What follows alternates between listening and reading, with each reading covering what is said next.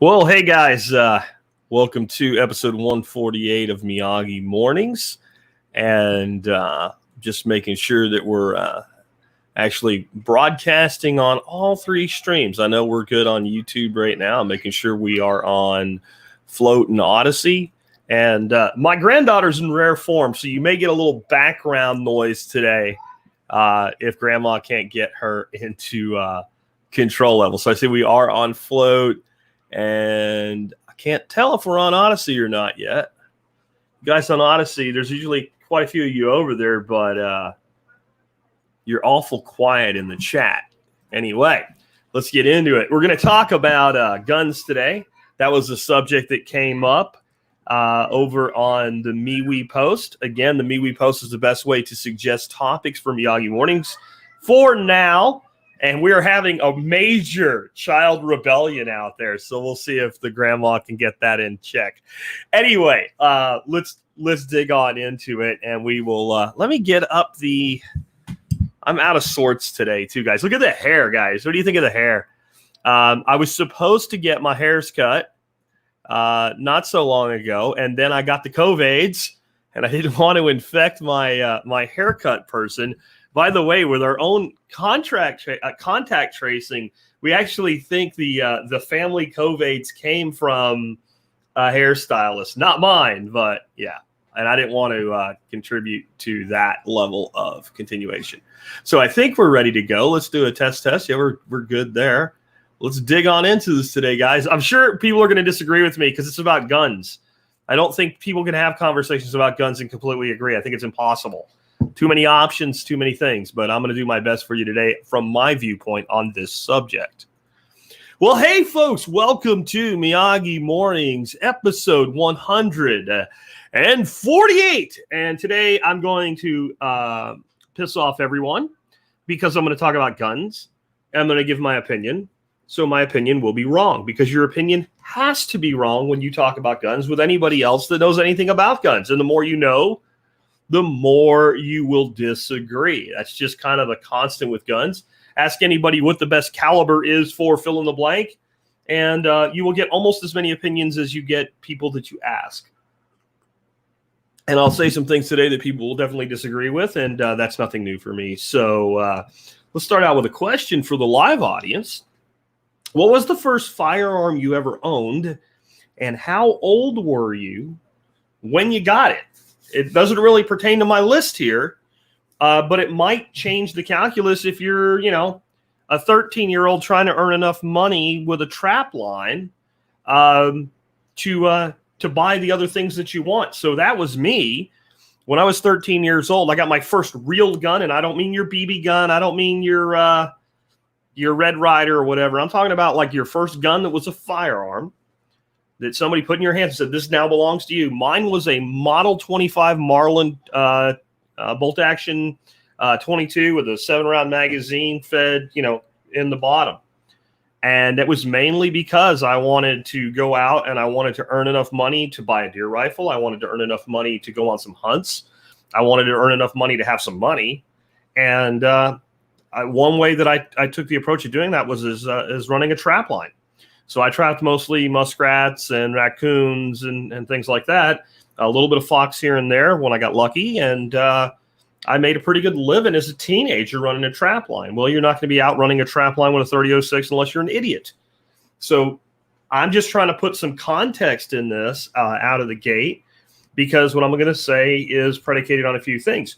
I am assuming that if you're making this list, you are an adult and you have no guns. And if you already have some of them, then you work from there. But I'm coming from that perspective. The other assumption I'm making is you live in a place in the country where you are legally allowed, one way or another, to carry a firearm on your human person and that you're going to. That's why the first thing I have is a concealed carry or a carry, even if you don't carry concealed handgun.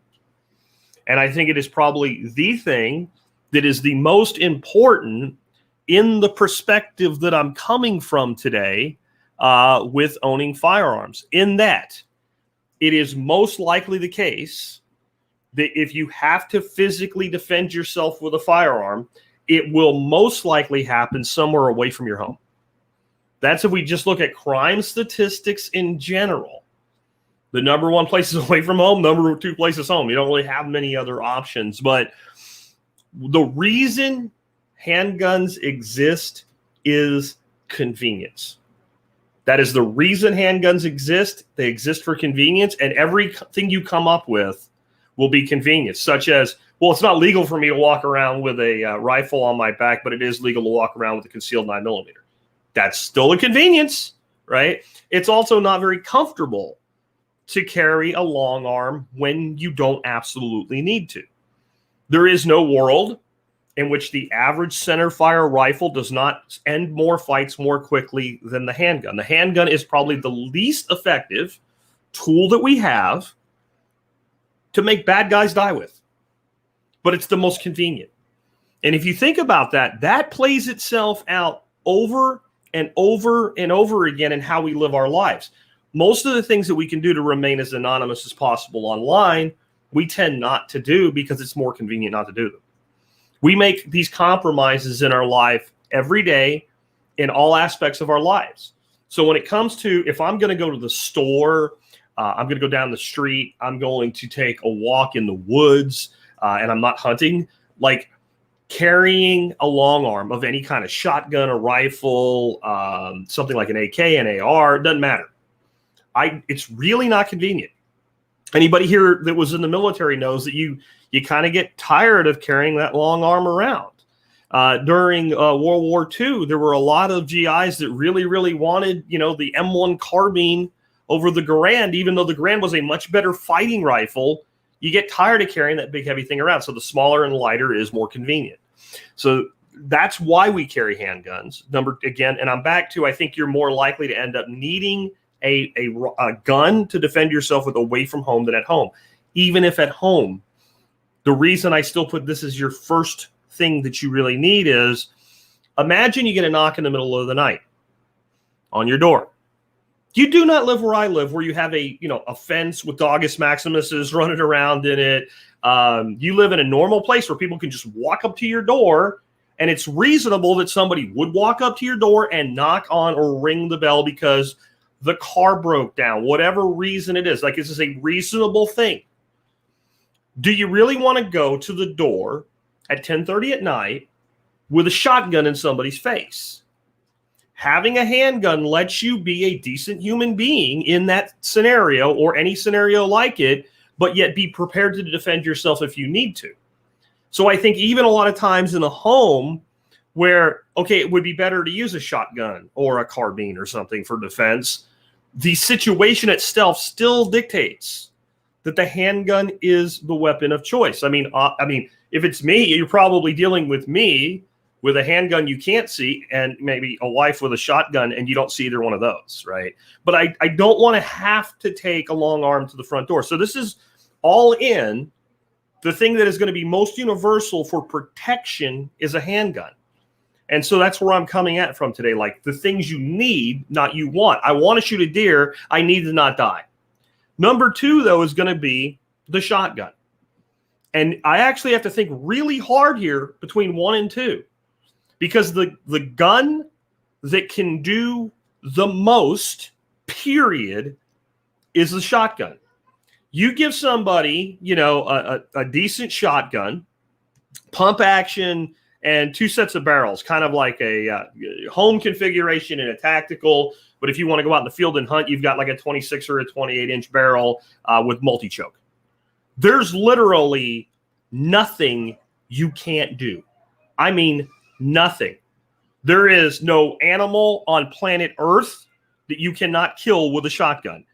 I would feel safer with a shotgun pumped up with good old-fashioned 75 caliber, ounce and a quarter, ounce and a half, whatever they are, Foster slugs, if I had a charging Cape Buffalo coming at me than a 30-06. You're talking about a big old hole that doesn't stop. And yet I can knock a squirrel out of a tree with it and not ruin the meat if I use, like 6-shot.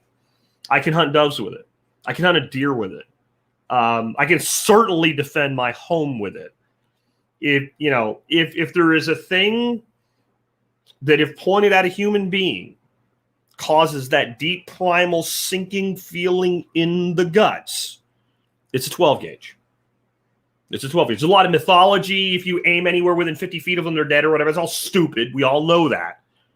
But when you see a 12 gauge pipe pointed at your face hole, you tend to think, I've messed up. So it's a defensive tool. It's a tactical tool. It has the most diversity of any weapon ever created under the sun. So it's really hard for me to put the handgun above it. But when it comes to convenience, you don't just walk around with a Mossberg 500 on your back, and go shopping down at friggin' Piggly Wiggly or whatever.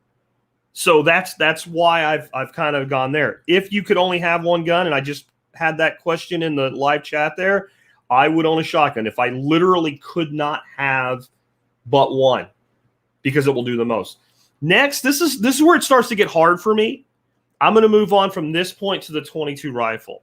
And the reason I'm going to go with the 22 over the centerfire hunting gun that comes next is simply the case that since the shotgun will kill a deer, the shotgun will kill a bear, the shotgun will kill an elk, what I need now is the ability to reach out further on small game.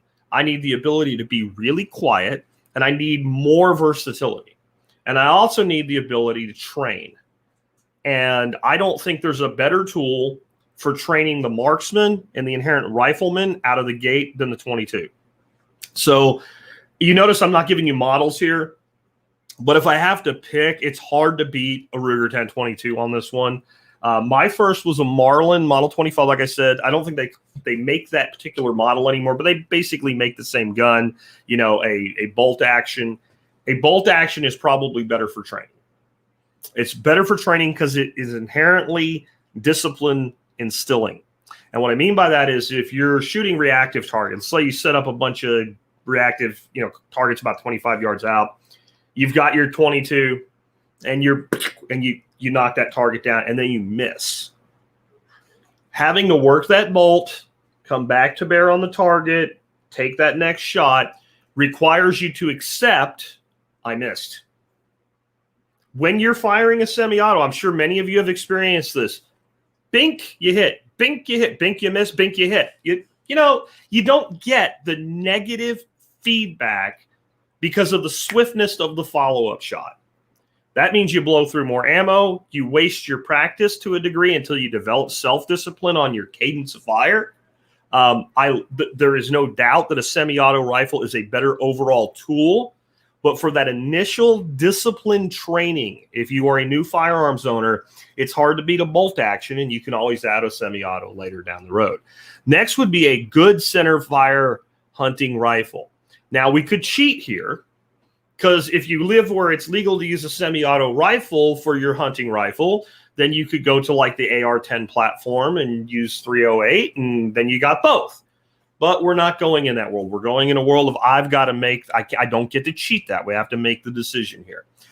The reason I feel that we would go to the centerfire hunting rifle next is it gives me the greatest amount of utility for overall needs versus some Red Dawn fantasy I live in where the blue helmets from the UN are going to come and my buddies and I are going to get together and form a militia and fight back. If you believe that's about to happen tomorrow, then you should probably put a good semi-auto tactical style rifle at the top of the list, maybe the handgun and then that, right? I don't believe in that. I don't think that's likely to happen. I'm a huge advocate. I own more than my fair share of all of these frames. I'm not putting the last one down. I'm saying when I look at it from a standpoint of what do I need to give myself the greatest flexibility and ability to acquire game, food, and protection. If I have something like a Model 70 Winchester or a Remington 700 or a Ruger Bolt or something like that, in 308 and 30-06 and 270, you name it. Pick your kind of mid to large bore hunting caliber, 27, even a 2506 or something. I think if you're only going to have one, I think you're going too far down that end of the spectrum. But say you're 270 up to like your 35 Whalen, 338-06, 338 Winchester, anything in kind of that realm, you now have the ability to hunt big game beyond the range of the shotgun and you have a long-range defensive rifle, aka a sniper rifle. And I don't think that's actually highly likely that you'll ever use it for that purpose, and that's a good thing. But should the worst occur, you now have the ability to take out targets well beyond 300 meters, assuming you're up to the task. So I think that, to me, goes before the AR, the AK, take your pick, fill in the blank, because, again, we're starting out as a person who has nothing, and we're developing skills and technique and resources along the way. And then last, I would add a semi-auto rifle. Again, this would be your AR, your AK, what have you. And to me, those are your two platforms that most people should be picking from. I know there's the FNFAL people and whatever, and you can have anything you want. I am not a platform snob, and I am not a caliber snob. I think that there are people that would make a really credible case that we should take this semi-auto tactical style rifle and we should move it way up on the list to where it either is, first or second. And I can understand why you would feel that way. I just, having grown up in a household that owned every male in my family owned guns. I was cleaning hunting rifles and shotguns. I got to do it as a little kid. Like when I was like 8, 9 years old and I wasn't old enough to go hunting, and my uncles would go hunting or something, they'd come home. That once they made sure the weapons were clear and I made sure like that they were clear and that nothing bad was going to happen, I was cut loose and I got to clean the guns. And coming from that background, when I look at what actually was necessary, that's where I come up with this order. And I would say that a person with a .22, a centerfire rifle, and a shotgun is in great shape as well, even though I put that handgun up at the top of the list. I do think that it is a reasonable assertion that if you look at it across, let's say, every 1,000 gun owners, that at some point out of that group, there will be several, not just one, who will at some point in their adult life be fortunate to be armed at a time when their life or their safety or their property or the life, safety, and property of another is at threat. And that's why I have to put that handgun on the top of the list, because it is the most versatile tool for self-defense. I'm sure many of you probably disagree with the order that I came up with, but that's my mindset. First of all, to be able to defend yourself, your property, your person, and the people around you. And the handgun, the most versatile for that. The second most versatile for that in home defense situations being the shotgun, and then giving all of the field capability that it provides. Going on from there, realizing that since I already have the ability to take big game, it's probably better to expand my ability to take small game and to train and hone my skills with a .22, moving on to, again, that centerfire rifle, and putting the thing that everybody loves, including me, as dead last in the order of hierarchy of most likely need. The other side, when you need that tactical rifle, nothing else is as good. So I will admit to the limitations of that. I'll be back tomorrow with another episode of Miyagi Mornings for you. All right, guys, I'll hang out and talk to you for just a little bit here. Anybody want to tell me how dumb I am or anything today? Let's look at some of the comments. Let's go over, so I don't forget, let's go over to Float first. Late to the party. My old Marlin 39A, but 1022 is my go-to from Left Seat Life. And that's about it on Flow today so far. I'm surprised. I thought we'd get a lot more feedback on this one. Let's see. Tom from Florida says 410, oof, 13. Not sure what he was saying there. Couldn't tell which one. It was a single shot break action. So it was a shotgun, I'm guessing, back then. Jack, anything wrong with having cheaper Turkish-made 12-gauge shotgun versus an American brand like Remington or Mossberg be for home defense only? Will only hunt with it in shit hit the fan. That's from Homesteady. I don't necessarily think so, but I'm going to give you my truth on this. I have not deeply looked into any of the Turkish-made shotguns that I would consider for home defense. So if I say home defense shotgun, or I'm only getting one shotgun, then I'm looking at a pump or a semi-auto. And so I'm looking 870, Mossberg 500, etc. Right? That's where I'm looking.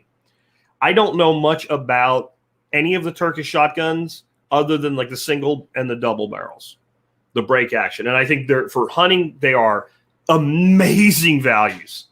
I think they're amazing values. I think if you've shot any of them, the way they point, the way they feel, like the person that's going to hunt, doves standing in a field in Texas and then wants to shoot with a double, man, there are some that you can save $1,000 over, like a Beretta White Wing or something, and they're great.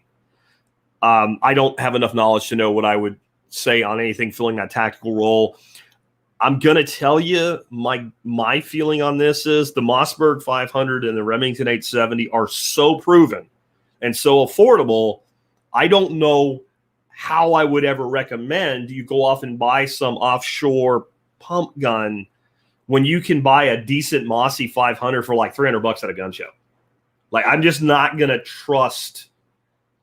I'm not going to trust that. Somebody says, how do I feel after COVID? I'm fine. I'd say I'm completely recovered at this point. Though Dorothy and I still cough a lot, even though we both tested negative and all. It's weird. It's like all the junk in your chest. We didn't even notice it when we were sick, and now it's like you're getting rid of it. It's weird. One of the things that I had for a while, and not so much anymore. What I just did there, I'd like breathed in as deeply as I can for about a week after I was better. If I breathed all the way in, if you've ever like taken a toke, and you take not a really big, deep toke, but a little too deep where it makes you cough and you have that little bit of burning sensation in your chest. I had that for about a week. But other than that, I'm fine. Mossy or 870 are the most versatility for shotguns from Ortwin International. Yeah, I completely agree. Good, dude, cool to see you, man. I think I met you like at SHOT Show in 2011 or 12 or something like that. That's how long you've been around. That's cool that you're still around. Pretty sure that I met you that long ago. Definitely somewhere. But yeah, I agree that the Mossy and the 870s, it's not just reliability. It's reliability. It's parts, including parts for repairs, and it's parts for expanding the capability. You can get a good 26-inch ventilated rib with Remcho barrel for a couple $100 for your 870. And Mossberg's pretty easy to get. And like Mossberg sells a lot of like kit shotguns too, where you get like a hunting length barrel and a tactical length barrel, like an 18 and a 28. I'm going to say something here that a lot of people are going to disagree with.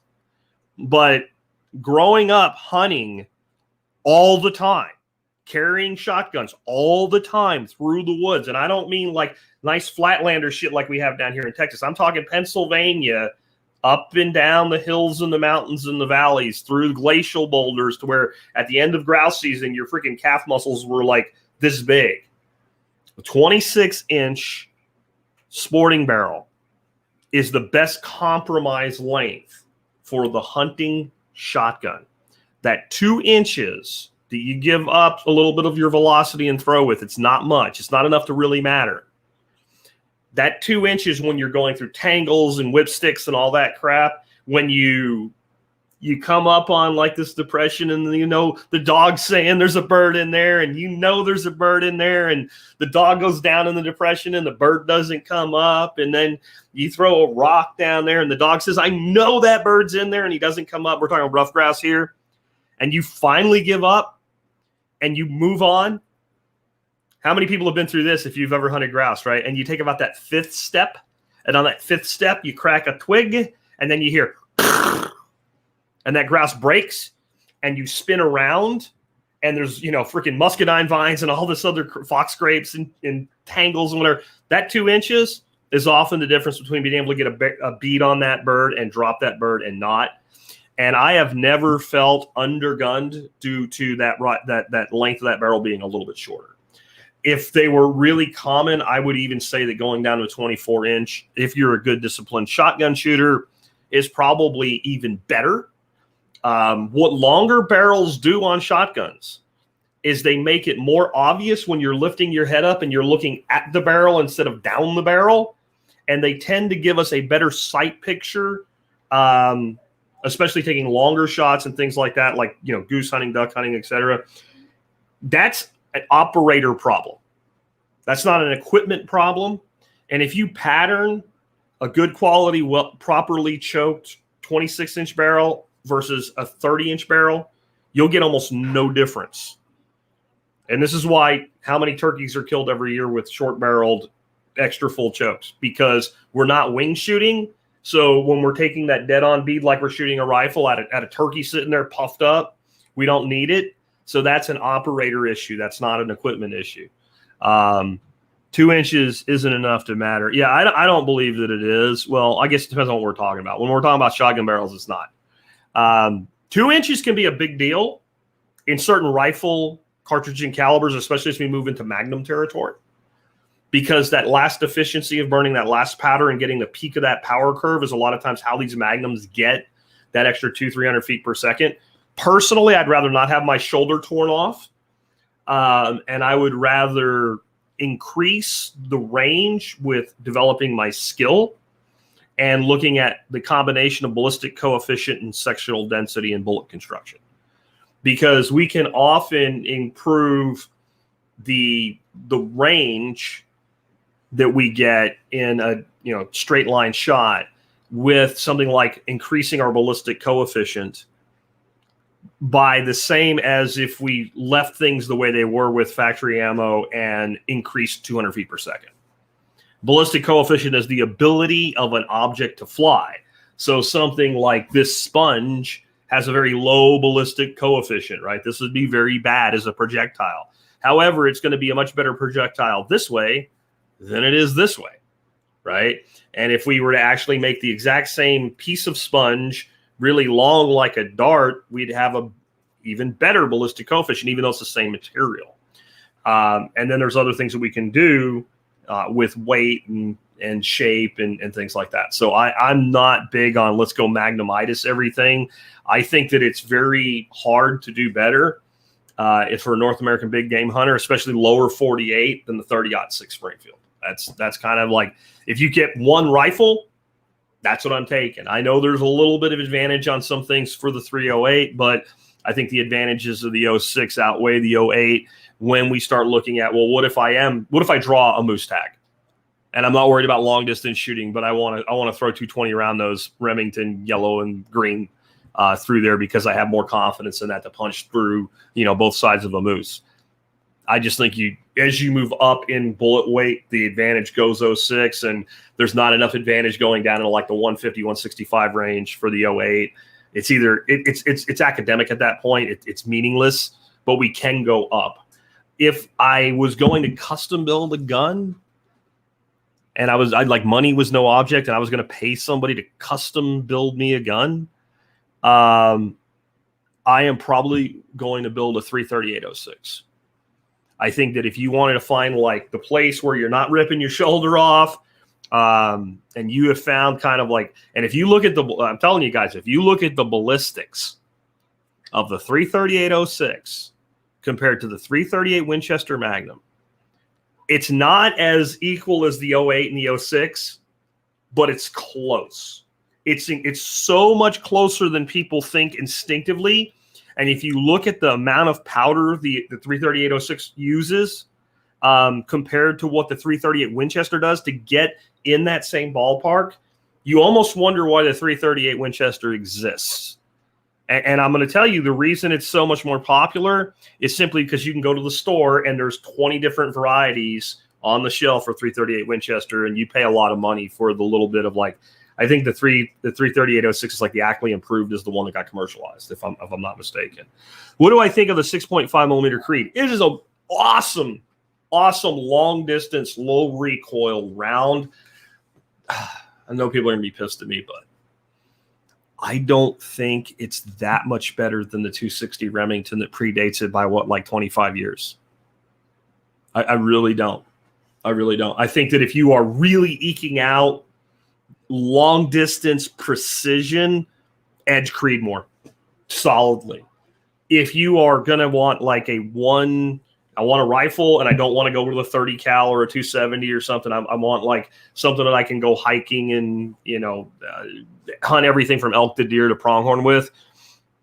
I probably would go with the Creed, and I'll tell you why. There's just a lot more options, and because there's more options, it's more affordable. But like a 700 mountain rifle and 260, man, what do you want, man? That is the 260 Remington is almost ballistically identical to a much larger cartridge that predates it by 120 years. The 6.5 by 55 millimeter Swede. That's another one that I would really, if I was having somebody custom build a rifle, I would really look at as the Swede. That takes both of those, throws a few more feet per second on it, and just sounds cool, doesn't it? I mean, I don't know. They're all great. They're all friggin' awesome. Anybody got anything else for me before I wrap up today? Just some side chat going on Odyssey. Overhyped. What overhyped? 2000 was on my short list. I could only afford one. Went with the Titka CTR 308. I don't know what's overhyped. Their obscure repository. I don't know what. There's lots of things that are over. Pretty much everything's overhyped. Somebody says 30-30 has killed more animals than probably any other caliber. From Nick Shope. Maybe. I'll tell you. Do you know what cartridges killed more moose than any other caliber on the planet? Because they shoot a lot of moose there in Sweden. The 6.5 millimeter Swede. The moose is a big animal, man, and the recoil. If anybody here ever shoot a 6.5 Swede, it's kind of stupid how light recoiling they are and how just inherently accurate they are. But you're in that 6.5 millimeter. That the 260s there, the 6.5 Creedmoor. I think there's some other stuff. It is a sweet spot for. You know what that's all at though, guys? That's all at sectional density, ballistic coefficient, and this kind of moderate thing. I'll finish up with that today. There is a formula that if you look at the most popular kind of Colt rounds, and you're looking at, 270 Winchester, you're looking at the 30-06, the 338-06, the 35 Whelen, 7mm 08, all of these rounds that seem to kill above their punching weight and do so really well. You're looking at a high sectional density, like 0.289 or higher. You're looking at a heavy for caliber round. So in 30 caliber, you're looking at like 180, 190. You're looking at kind of that, not all the way at the top, but kind of that upper end, 225 out of your 338. You're looking at 250 out of your 35, heavy caliber for weight. And you're looking at a moderate muzzle velocity somewhere between about 2,600 and 2,800 feet per second. And what this does is it creates this kind of, it's like a performance envelope there of how that projectile performs when it passes through flesh and bone. Even if you don't get maximum expansion out of it, it is a speed that's fast enough to generally give you a through and through in the lungs, but it's slow enough to open up and rip and dump energy even with a through and through. And you can see this for yourself if you get like an old school cheap multi-pump pellet gun, like a Crossman or a Daisy or something like that. And you take it and you pump it 1 or 2 times. So you give it like the light velocity, right? And you shoot a beer can with it at like 20 yards. Bam, and it falls over, right? And it usually doesn't penetrate or it barely penetrates, doesn't come out the back. Then you go ahead and you give it that 10 full pumps. Remember when you were a kid, like 11, 12, 13, and you thought you were doing something, it kind of maxes out what it's capable of. And you shoot it. And the can looks like you missed it. And there's a perfect hole straight through it. That's your Weatherby Magnum, right? It's your Roy Weatherby school of thought, like through there. But you notice that you get a really clean hole and you don't get a lot of rip. So then you give it, 6, 7 pumps, whatever the sweet spot is for that pellet gun, and you shoot that can, and what happens? It's like, bam, it knocks it over, but it also gets full penetration. And it looks like if you're not careful when you pick it up on the backside, it's going to cut your finger. That 0.29 SD muzzle velocity, and at 0.29 SD, your section 0.290, .289 sectional density, you're going to go to heavy for caliber and high ballistic coefficient because you're going to be long for the caliber. You're going to be more dart-like. So it's going to put you there immediately. You get into that SD and you put that muzzle velocity 2,650 to 2,800 feet per second and go look at all of the cartridges that people are like, man, I won't hunt with anything else. I won't hunt with anything else unless they're like old school, you know, like kind of your stuff that came from the black powder days, your 30-30 Winchesters, your 35 Remingtons, stuff like that. You get into the modern cartridge shape and type and modern powders, and you find the one that has the Jack O'Connor that's like, I'm not looking at nothing else, right? Unless it's for my wife. So you got Jack O'Connor, you got the 270, and what did his wife hunt with? 7 Mauser. They're both in that formula. It's like we found the perfect place to not rip your shoulder off and to make animals dead, but everybody wants faster, bigger, you know, heavier. They want it. People will sacrifice the length of the rifle, the weight of the rifle, the cost of the ammo, the noise that it makes, the damage it does to your body. They'll sacrifice so much for 150 feet per second. And to me, that's just the bigger is better mentality. That's not true. Anyway, guys, hope you guys enjoyed it today. 22 long rifle was responsible for lack of whitetail during and after the Great Depression and every other animal. Yeah, I'm going to tell you, there's a lot of dead ones from 30-30s and 35 35 Remingtons back then too. I grandfathers that came through that. He only really used the 22 for a deer if you had to. And you know, there wasn't a whole lot of anti-poaching activity going on. Not in rural PA anyway. Anyway, guys, take care. Hope you enjoyed it today. And remember, podcast will be live sometime today around 2 or 3 o'clock in the afternoon.